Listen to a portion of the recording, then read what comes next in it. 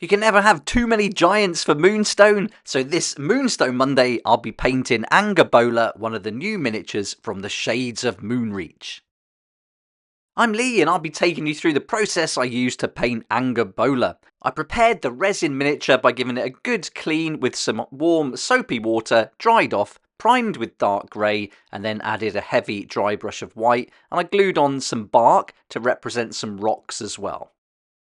I'll be using the Army Painter wet palette, and I just put some little creases along to keep the paint in different sections of the palette. I'll mostly be using the Army Painter Wargame Regiment brush, and all the paints I'll be using will be Two Thin Coats range by Duncan Rhodes, and I'm on a mission with Moonstone to use as few paints as possible, and altogether I'm using 16 different colours to paint all my models. I've got a great reference picture here from the Moonstone website. You can see we've got lots of blues and greys with this model, and so I don't want them to clash and be too close together, so I'll go for a smoky blue for the flesh, and then a brighter blue for the icicle parts, and then we'll bring out just a plain grey for the cloak. Let's start with the cloak then, and I'm going to use the grey straight out of the bottle, and I'm just going to give it a nice even coat over all the area of cloak, and also this little patch of material on the front. I'll take my time with the video here going through this process of the cloak and how we're going to layer it up from dark to light, and that process then will be applied to all the other sections of the model. I'll show you each time we go through the sections how I do it, but we'll just speed it up as we go. First up then, I want to get all these sections of the model blocked in. So I'm going to use the darkest colour that I'm going to use on each section first, and I'll work through just blocking that in. And this is quite a light grey for the hair, which I'm also going to put on those rocks as well. Bark works great for rocks.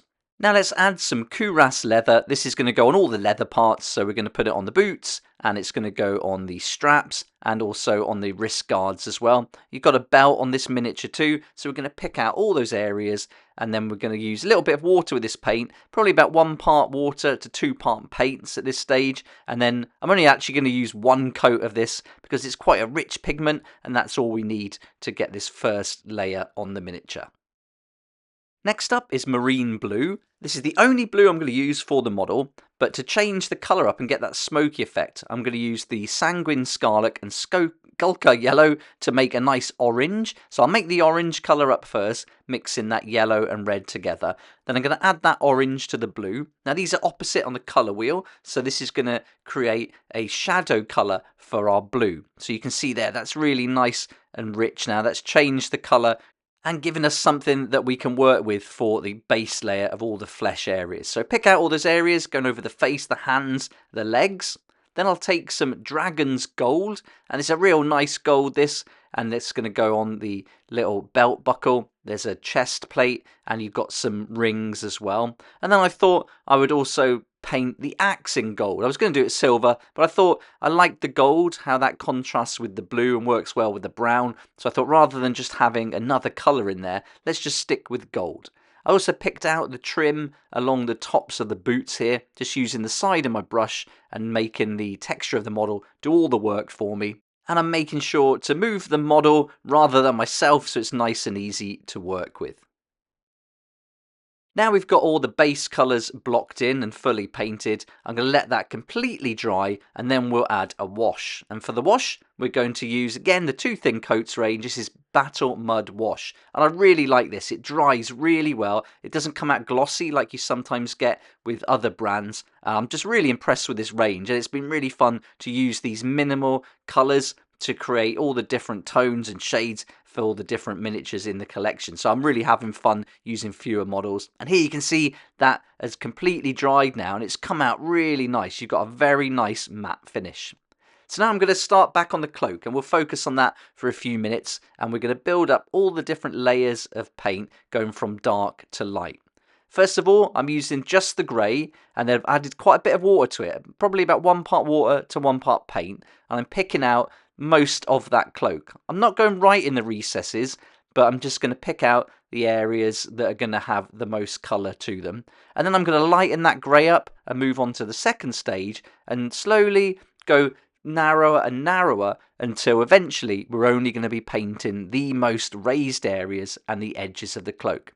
So you can see we're on the third different type of grey now after that shade has dried, and so we're getting lighter and lighter, and I'm getting thinner and thinner with how I'm putting it on. And again, we're going with 1 part water to 1 part paint for this process. Not going for a smooth blend, that's way beyond my skill level, but what I'm going to go for is an effect with about 3 to 5 layers to sell the idea that the light is really hitting these folds of the cloak. And then what I'm also starting to do as we get lighter is I'm just adding a bit more texture by putting some very thin lines here and there and trying to follow the direction that the cloak is flowing in, and that's just going to add a bit more interest to it, break up that large area. You can see here I'm just going along where the cloak would kind of naturally flow, and then that's going to help take the eye along it. Right, let's go a little bit lighter again, and now I'm going to be very careful to put a final highlight on here, and I'm almost dotting and dashing along, really picking out the very most upper raised areas this time.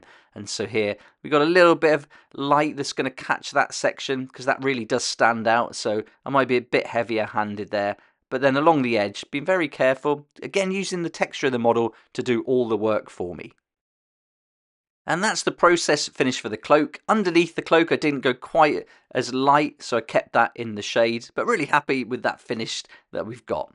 Now onto the blue, and it's just going to follow that same process. I'm going to start with a blue a little bit lighter than the base coat, and then I'm going to go almost to the very edges, but I'm going to let that shade come through and make that really sell the shadows in all the recesses. And then I'll thin that paint out with a bit more water, add a little bit more white to it, and gradually we're going to get lighter and lighter as we build up the layers. And I'm almost dotting again. You can see there on the palette the different shades of the blue, and here we're going to go 1 more shade, again a little bit lighter, and this will be our highlight. Really good to use the wet palette. You can get a good idea of how the different colours are progressing. Also, you can use it the next day, so if you don't finish the model right away, you can put the lid on, and that's going to keep that paint nice and moist, and you're going to be able to use it again the following day, which I think is awesome.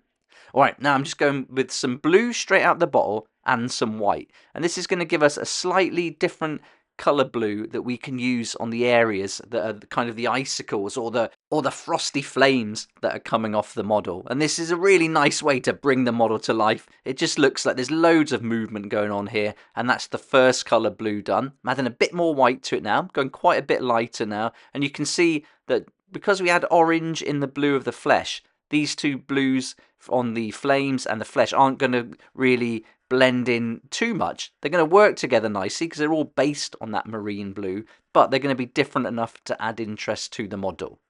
With these frosty flames, as we get lighter and lighter, I'm not putting as much paint on, but I'm always going to start from the tips and then work down a little bit. And so we're going to get lighter as we get to the sharper points of all these flames across the different sections, on the shoulders here and also on the leg. And we're building this up to go white, so the final colour we'll use on these is really strong white, and that's going to be nice and bright, and this forms a nice little frame around the face as well, so it's bringing your attention into these eyes, which I'm painting here with an even smaller brush.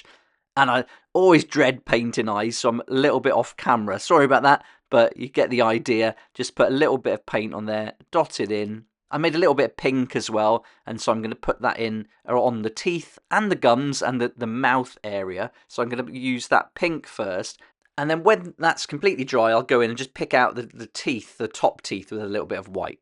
But now I'm on to the gold sections, and I'm taking the original gold and just freshening up those areas where the wash that we put on has dried. So just picking out the areas, trying to let that shade come through though from the wash so that you've got the nice contrast. Then I'll move on to the leather, and I'm going to add a little bit of red to that brown and start picking out the different areas, trying to let some of that brown come through and also the red. And I think these two different colours work really nicely together. On Angabola's boots, there's lots of straps. So what I thought I'd do is just pick out some of those straps with this reddy brown, and then you can see you've got two really nice colours that go well together, and I think that works nicely. But we need a highlight, so let's add a little bit of white to that reddy brown mix, a little bit of yellow, and then I felt it just needed a little touch more red as well, and then really happy with that colour, mixing in together with some of the previous colour so we can keep it all working together nicely. And now I'm going to highlight with that just doing little lines, little dots, picking out the areas where I think the light's going to hit it the most. And while that's drying, we'll jump back to the gold, add a bit of white to it, and now just give a few highlights again, little dots, dashes around all the different areas of gold on the model. Angabola's got this big blue gem on the chest plate, so I'm going to use some of the marine blue straight from the bottle. A little bit of water in there, about 2 parts paint to 1 water. And then once that dried, a little bit lighter blue to give a little highlight in the bottom left-hand corner. And I'm going to do 2 white dots, one at the top, one at the bottom, and then that's going to finish that off nicely. And then we're going to move on to the axe. So I've got this pale blue colour here that I'm just going to paint on to give the idea that the axe has got this frozen magic about it. Then I'm adding a bit of water to the brush, and then I'm going to go back over that blue before it dries and just make it look messy and thin it out a bit, and then slowly blend it in to the axe. Then when that dries, I'll get some white and just go along with the edge of my brush, picking out the sharp areas of the brush, and then that's going to give it a nice frosty highlight and an edge all the way around the sharp section of it. Here I've got a smaller brush, very thin, and I'm just going to do a few little white lines here and there, different angles all along the blade. This will be on both sides, just to add some interest and sell the idea of that frost. And now all we've got left to do is the hair. So I'm going to take some yellow, some white, a touch of that reddy brown, and I'll mix that in, and then a bit more white until I get it as light as I'd like it. And I think this is going to be a really nice colour for the hair. So the hair's got a lot of texture in there, and that's going to also be helped by the wash that we put on there. So I'm going to be careful here not to completely flood it with paint and ruin all that nice shade that we've got coming through. After this, I'll just add one more layer, a little bit paler, and then that'll be the highlight finished for the hair. The finishing touch is to take this Pigma Micron pen. This is the 01 size, super fine point, and I'm going to use this as a little cheat to paint in the pupils. And I've got the model on the table, so it's not going to move, and I'm just being real careful, again dreading doing this part, but being careful to get that in place. And then afterwards I just put on a little bit more of that wash to really deepen the eyes. And that's it, the miniature's based up, added a bit of snow to create an effect. You can see here the eyes have come out in this real zombie looking way, which I didn't plan, but I'm really happy with it. I think it's worked out great, a happy accident.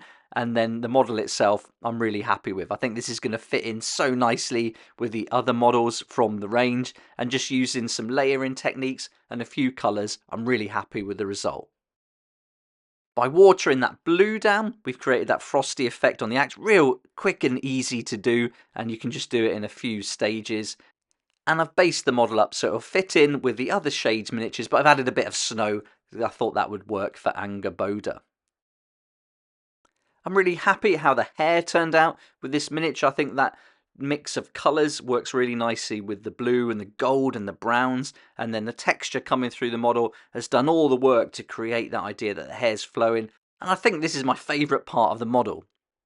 So there we go, we've got 2 models ready from the new faction of Shades of Moonreach, all painted up. These are going to be from the starter set, which I've done some of the other Fawn models from as well. That's 4 of them done. I've got another 4 to paint, and then we'll have our Shades of Moonreach troop ready to go, and we'll have 4 of the Fawns as well. So 2 troops to get us started with our campaign. And if you've watched the previous 2 videos I've done some unboxings showing you some of the miniatures that you can add to the starter set to really grow both troops and have something that's going to be really fun to play in a campaign.